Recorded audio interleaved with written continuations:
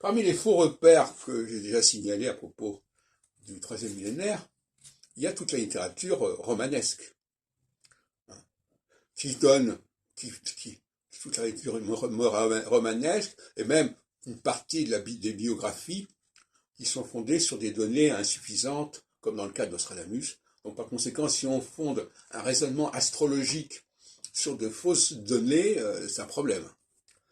Et la fiction, c'est aussi quelque chose de fictif, c'est-à-dire que au niveau de la chronologie, elle est fictive.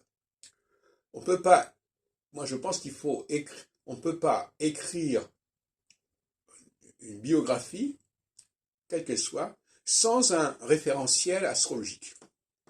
Et sans le référentiel astrologique de 15 ans en 15 ans. Ce n'est pas possible.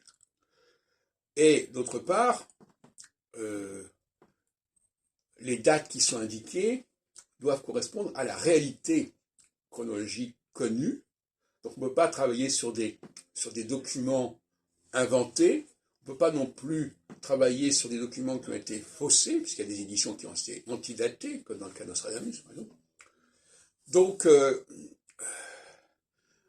ne faut pas bâtir quelque chose sur des données qui sont douteuses, qui sont des données qui sont imaginaires, qui sont arbitraires, qui sont aléatoires. Et c'est l'astrologue, le chercheur d'astrologie, doit s'appuyer sur des choses bien connues. Alors malheureusement, euh, notre connaissance de la chronologie est souvent très insuffisante. Ce n'est pas quelques dates comme ça de mémoire, des dates scolaires qui permettent de faire un travail astrologique de référence. Alors il faut travailler sur des choses qu'on a connues.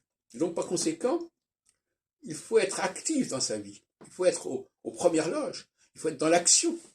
Et dans l'action, on sait exactement comment les choses se sont déroulées, comment les choses se sont succédées.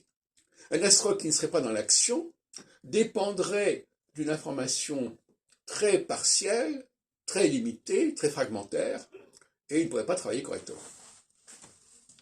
C'est pour ça que je donne souvent comme exemple des choses qui sont tirées du milieu astrologique, que je connais de très près, et que mes lecteurs souvent sont censés connaître, plutôt que des données plus générales, plus universelles, sur lesquelles on n'a que des bribes.